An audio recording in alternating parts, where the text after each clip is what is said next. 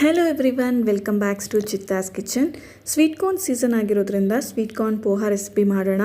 ಇದು ನಾರ್ಮಲ್ ಪೋಹಾ ರೆಸಿಪಿಗಿಂತ ತುಂಬ ಯುನೀಕ್ ಆಗಿರುತ್ತೆ, ಟೇಸ್ಟ್ ಕೂಡ ಅಷ್ಟೇ ಚೆನ್ನಾಗಿರುತ್ತೆ.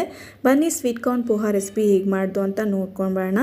ಅದಕ್ಕೆ ಮುಂಚೆ ಯಾರಿಗೆಲ್ಲ ಪೋಹಾ ರೆಸಿಪಿ ಇಷ್ಟ ಅವರು ಫಸ್ಟ್ ಈ ವಿಡಿಯೋಗೆ ಒಂದು ಲೈಕ್ ಮಾಡಿ, ಹಾಗೆ ಶೇರ್ ಮಾಡಿ, ಆದಷ್ಟು ಸಪೋರ್ಟ್ ಮಾಡಿ.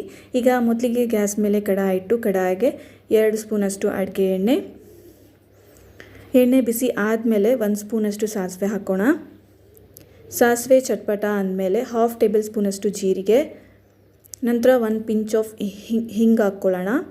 ಹಾಗೆ 2 ಸ್ಪೂನಷ್ಟು ಕಡಲೆಬೇಳೆ, 2 ಸ್ಪೂನಷ್ಟು ಕಡಲೆ ಬೀಜ, ಇಷ್ಟು ಹಾಕಿ ಚೆನ್ನಾಗಿ ಫ್ರೈ ಮಾಡ್ಕೊಳ್ಳೋಣ. ಹಾಗೆ ಸ್ವಲ್ಪ ಕರಿಬೇವು, 2 ಹಸಿಮೆಣಸಿನ್ಕಾಯಿ ಹಾಕ್ಕೊಳ್ಳೋಣ. ನಾನಿಲ್ಲಿ 2 ಆನಿಯನ್ನ ಕಟ್ ಮಾಡಿ ಇಟ್ಕೊಂಡಿದ್ದೆ, ಅದನ್ನ ಕೂಡ ಹಾಕಿ ಚೆನ್ನಾಗಿ ಫ್ರೈ ಮಾಡ್ಕೊಳ್ಳೋಣ. ಹಾಗೆ ರುಚಿಗೆ ತಕ್ಕಷ್ಟು ಉಪ್ಪು ಕೂಡ ಹಾಕ್ಕೊಳ್ಳೋಣ.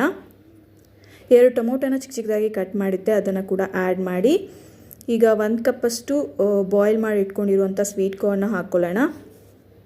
ಇಷ್ಟು ಹಾಕಿ ಚೆನ್ನಾಗಿ 1 ಟೈಮ್ ಮಿಕ್ಸ್ ಮಾಡ್ಕೊಳ್ಳೋಣ.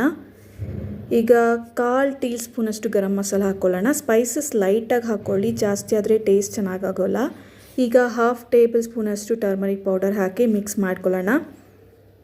ನಾನಿಲ್ಲಿ 2 ಕಪ್ಪಷ್ಟು ಪೋಹಾ ಹಾಕ್ಕೊಳ್ಳೋಣ. ಇದನ್ನು ನಾನು ಆಲ್ರೆಡಿ ಚೆನ್ನಾಗಿ ವಾಶ್ ಮಾಡಿ ನೆನೆಸಿಟ್ಕೊಂಡಿದ್ದೆ.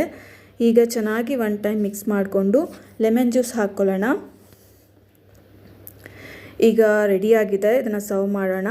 ಸರ್ವ್ ಮಾಡಿ ಫೈನಲ್ ಆಗಿ ಕೊರಿಯಂಡರ್ ಲೀವ್ಸಿಂದ ಗಾರ್ನಿಷ್ ಮಾಡೋಣ. ಹಾಗೆ ಎಕ್ಸ್ಟ್ರಾ ಲುಕ್ಗೋಸ್ಕರ ನಾನಿಲ್ಲಿ ಪೊಮೊಗ್ರನೇಟ್ ಮತ್ತು ಶೇವ್ನ ಹಾಕ್ಕೊಳ್ತಾ ಇದ್ದೀನಿ.